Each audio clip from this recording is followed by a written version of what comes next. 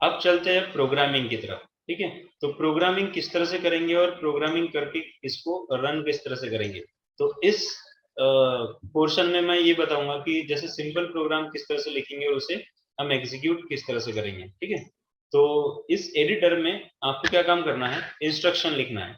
अब इंस्ट्रक्शन में जब आप इंस्ट्रक्शन लिखते हो तो आपको क्या क्लियर आइडिया रहना चाहिए कि आप कौन सा प्रोग्राम लिखने वाले हो। ठीक है, तो प्रोग्राम लिखना आपको एक सिंपल पेपर पे लिखना अच्छी हैबिट होती है। एक पेपर पे लिख लीजिए और उसको फिर यहाँ पर टाइप करके एग्जीक्यूट करके देखिए कि आपका प्रोग्राम सही से काम कर रहा है कि नहीं। अब आपको ये पता होना चाहिए कि आपका प्रोग्राम सही से काम कर रहा है कि नहीं कर रहा है, तो कैसे पता चलेगा, तो आपके प्रोग्राम में जो इंस्ट्रक्शंस आप लिख रहे हो तो उसका मीनिंग आपको पता होना चाहिए। एट द एंड आपके प्रोग्राम ने किस तरह का आउटपुट देना चाहिए वो आपको पता होना चाहिए, क्योंकि आप प्रोग्राम लिख रहे हो इसका मतलब आपको ही पता होना चाहिए। ये तो होना ही चाहिए ना, अदरवाइज क्या है कि आप प्रोग्राम लिखोगे और बोलोगे प्रोग्राम सही है कि नहीं है ये पूछ के देखो किसी से, या मुझसे पूछोगे, तो इसका मतलब क्या हुआ, आप अच्छे प्रोग्रामर नहीं है। तो अच्छे प्रोग्रामर की हैबिट क्या होती है कि भाई आप जो लिख रहे हो तो आपका लॉजिक है, तो आपके लॉजिक के हिसाब से आपने अपना प्रोग्राम बनाया है, तो उसका आउटपुट किस तरह से आएगा ये आपको ही अच्छे से आना चाहिए।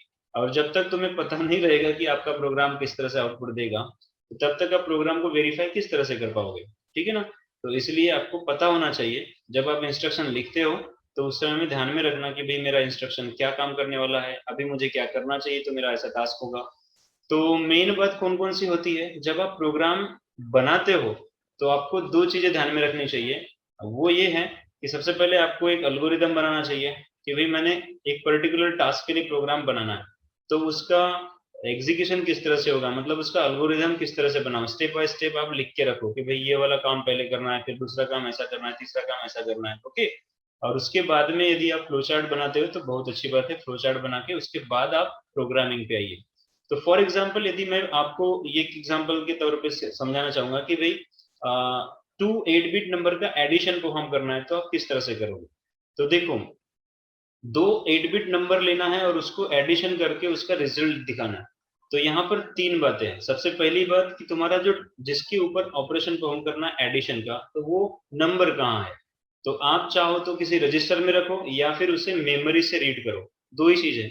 अगर आपको कीबोर्ड से रीड करना है तो थोड़ा सा आगे की प्रोसेस होगी, आपको पहले कीबोर्ड को इंटरफेस करना पड़ेगा और उसके बाद कीबोर्ड से डेटा लेना पड़ेगा। तो अभी आपकी पहली सीढ़ी है, तो उसके लिए मैं सजेस्ट ये करूंगा कि आपने पहले रजिस्टर का यूज करना चाहिए। करेक्ट, तो पहले रजिस्टर में डेटा डालो। ठीक है, अब रजिस्टर में डेटा, अब कितने नंबर्स के ऊपर ऑपरेशन परफॉर्म करोगे आप, अब एडिशन ऑफ 2 नंबर बोला है तो 2 नंबर लेना पड़ेगा, 2 नंबर 2 अलग अलग रजिस्टर में डालना पड़ेगा।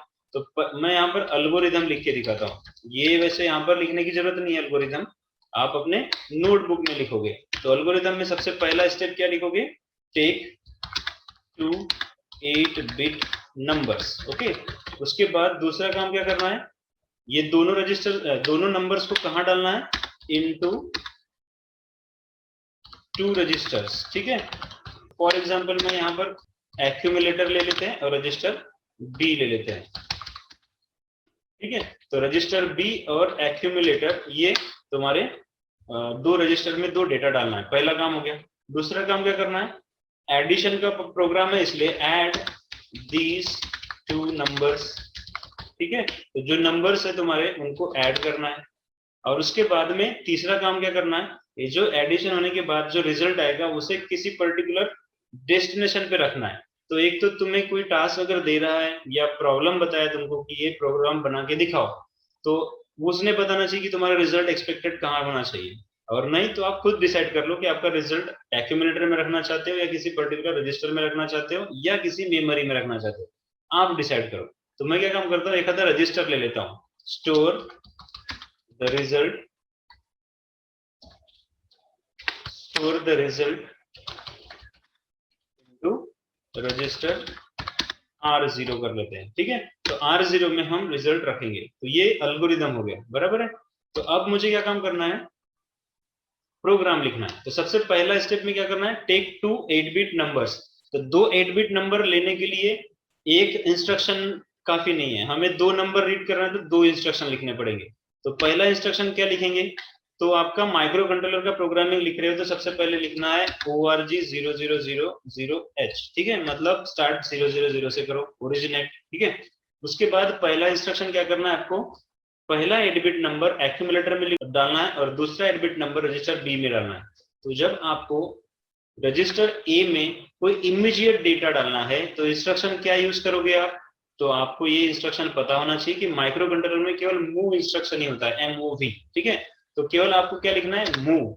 अब किस में डालना है, तो पहले डेस्टिनेशन का नाम लिखना पड़ता है, तो मैंने लिख दिया ए, मतलब डेस्टिनेशन रजिस्टर कौन सा है, ए। उसमें कौन सा डेटा डालना है, तो उसको फिर इमीडिएट डेटा डालना है, इसलिए हैज लिखना पड़ेगा। और कौन सा डेटा डालना है, तो मान के चलते मैंने 25 लिख दिया, तो यहाँ पर 25H लिख दिया है, हो गया। तो ये हो गया तुम्हारा एक इंस्ट्रक्शन।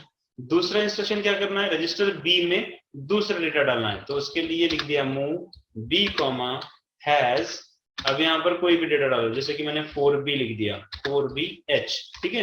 तो ये 4BH जो है मेरा दूसरा डेटा है। अब ये 4BH और 25H इनमें इन दोनों को ऐड करना है। अच्छा, यहाँ पर और एक पॉइंट करने वाली बात है कि जब आप कोई इंस्ट्रक्शन लिखते हो, अगर वो वैलिड इंस्ट्रक्शन है तो ये ब्लू कलर में आ जाता है, और अगर वैलिड नहीं हुआ तो वो ब्लैक कलर ही रहेगा। जैसे कि मैंने ये ऊपर वाला जो एल्गोरिथम लिखा है, ये इस एडिटर के लिए लिखने की जरूरत नहीं है, मैंने जस्ट आपको एक्सप्लेन करने के लिए बताया। देखो सबके सब क्या है, ये ब्लैक में दिखा हुआ है, और जो कीवर्ड है इस एडिटर के लिए तो उसको अलग कलर में दिखाया हुआ है इसने, ठीक है, समझ गया अभी। तो आप इससे भी अंदाजा लगा सकते हो कि मैंने जो इंस्ट्रक्शन लिखा है वो सही है या गलत है। ओके, अब दूसरा काम करते हैं। दूसरा काम क्या बोलता है, ऐड दीज टू नंबर्स, तो दोनों को ऐड करेंगे। तो दोनों को ऐड करने के लिए इंस्ट्रक्शन क्या यूज करेंगे हम, ऐड। अब किस में किसको ऐड करना है, तो यहाँ पर लिखना पड़ेगा ए में बी को ऐड करना है, ठीक है। तो यहाँ इस इंस्ट्रक्शन में क्या होने वाला है, रजिस्टर ए का डेटा बी के साथ ऐड होगा और रिजल्ट कहां पर रहेगा, ए में ही रहेगा। ओके, अब ये होने के बाद आपका रिजल्ट कहां पर रखना है, तो ये थर्ड स्टेप बोलता है कि store the result into register R0। तो फिर R0 में रिजल्ट भेजना है, मतलब R0 भी एक रजिस्टर है, और अभी फिलहाल रिजल्ट कहां पर है, तो रजिस्टर ए में, मतलब एक्यूमुलेटर में रहेगा, है ना। इस इंस्ट्रक्शन के बाद में रिजल्ट कहां रहने वाला है, एक्यूमुलेटर में। तो फिर उस एक्यूमुलेटर का रिजल्ट कहां पर डालना है, R0 में डालना है। तो फिर से ट्रांसफर करना है, इसलिए मुझे क्या लिखना पड़ेगा, मूव। अब किस में डालना है, तो जिसमें डालना है उसको पहले लिखना पड़ता है R0, ओके, कॉमा किसका डेटा, तो ए का डेटा। ये हो गया आपका प्रोग्राम, ठीक है। तो ये कंप्लीट आपका प्रोग्राम इतना ही लाइन का है। कितने लाइन का बना है, 4 लाइन का। और उसके बाद एक डायरेक्टरी लिखना पड़ता है, उसका नाम है एंड। तो एंड और org ये दो डायरेक्टिव्स है, असेंबलर डायरेक्टिव्स बोलते हैं इनको, ठीक है। तो यहाँ से प्रोग्राम की शुरुआत हुई और यहाँ पर प्रोग्राम खत्म हो गया। तो इस तरह से आपका इतना प्रोग्राम हुआ। ऊपर वाला जो एल्गोरिथम है, अब मुझे यहाँ से डिलीट कर देने का ध्यान से, क्योंकि ये वैलिड इंस्ट्रक्शंस नहीं है। तो ये हमने प्रोग्राम लिख दिया है। अब इसे क्या काम करना चाहिए, हमने पहले सेव करना चाहिए। हम तो यहाँ सेव की बटन है, इस पे क्लिक, तो सेव के बटन को क्लिक करते से यहाँ पर पूछेगा कहाँ पर सेव करना है, किस नाम से करना है। तो हम सेव करने के लिए यहाँ पर लिख दिया test1, ओके, सेव कर देते हैं। ओके, ये सेव होने के बाद आपको क्या करना है, अब असेंबल करना है, ठीक है। नेक्स्ट स्टेप क्या है, आपका प्रोग्राम लिख के हो गया है, अब उसे असेंबल करना है। तो असेंबल करने का मतलब आपको पता है कि असेंबली लैंग्वेज प्रोग्राम को मशीन कोड में कन्वर्ट किया जाएगा। तो मशीन कोड मतलब आपकी जो बाइनरी कोड्स होते हैं उनको बोलते हैं मशीन कोड्स, और वो प्रोग्राम मेमोरी में स्टोर हो जाएगा। और उसके बाद फिर हम रन करेंगे तीसरे स्टेप में। तो पहला दूसरा स्टेप क्या बोलेंगे हम, असेंबल करना। तो जैसे मैं असेंबल करूंगा तो ये कंप्लीट यहाँ पर एड्रेस के साथ आ जाएगा। जैसे कि यहाँ 000 एड्रेस लोकेशन पे तुम्हारा ये वाला इंस्ट्रक्शन स्टोर हो गया। फिर 0002 में ये वाला इंस्ट्रक्शन, 0005 में ये इंस्ट्रक्शन, 007 में ये इंस्ट्रक्शन, और फिर एंड, है ना। और यहाँ आता है नो एरर। अगर आपने कोई एरर लिखा हुआ है, गलत इंस्ट्रक्शन लिख दिया, तो यहाँ पर उस लाइन नंबर के साथ आ जाता है कि आपने कुछ गलत किया है। तो उसको पहले रेक्टिफाई कर लेने का और उसके बाद फिर से असेंबल करना, ठीक है। अब यहाँ होने के बाद देखो, यहाँ पर रन दो टाइप के होते हैं, एक तो स्टेप वाइज और दूसरा है रन कंप्लीट। तो जैसे रन कंप्लीट करोगे तो इकट्ठे आपका प्रोग्राम एग्जीक्यूट होकर रिजल्ट दे देगा, और हमारा रिजल्ट कहाँ आने वाला है, R0 में आने वाला है, ठीक है। तो उससे ना करते हुए आपको ये प्रोग्राम पहले सीखना है, इसलिए हम स्टेप बाय स्टेप करेंगे। तो ये स्टेप को क्लिक करेंगे तो पहला वाला इंस्ट्रक्शन एग्जीक्यूट होगा। तो देखो पहला इंस्ट्रक्शन क्या बोलता है, मूव ए कॉमा हैज 25, यानी 25 जो है एक्यूमुलेटर में जाने वाला है। तो अभी एक्यूमुलेटर में 00 है, तो मैंने स्टेप पे क्लिक किया। तो जैसे स्टेप पे क्लिक करेंगे हम, तो आपके एक्यूमुलेटर का जो डेटा रहेगा वो क्या हो जाएगा 025, आ गया यहाँ पर 025। उसके बाद नेक्स्ट इंस्ट्रक्शन क्या बोलता है, move B comma has 4b, तो 4b रजिस्टर बी में चला जाएगा। चलो क्लिक करते हैं हम अपने स्टेप को, तो यहाँ 4b आ गया।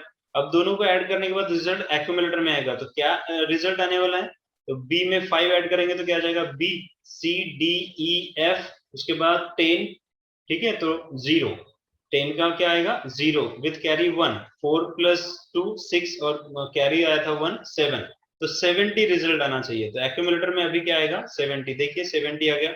और साथ ही साथ पीएसडब्ल्यू के भी कंटेंट चेंज हो गए, तो जो हमने जो ऑपरेशन परफॉर्म किया उसके अकॉर्डिंगली पीएसडब्ल्यू चेंज हो गया है। ओके, उसके बाद एक्यूमुलेटर में भी 70 जो रिजल्ट है हमारा उसको कहाँ भेजना चाहते हैं R0 में, तो R0 में क्या है अभी 00 है। जैसे स्टेप क्लिक किया मैंने तो यहाँ पर 70 आ गया, दैट्स ऑल। इस तरह से हमारा ये प्रोग्राम रन हो गया, और यहाँ पर हम चेक करेंगे कि हमारा जो रिजल्ट है R0 में आया कि नहीं है, तो 70 हमारा रिजल्ट R0 में आ चुका है। तो ये था आपका पहला प्रोग्राम, फर्स्ट प्रोग्राम, ठीक है। तो आई होप आपको समझा होगा।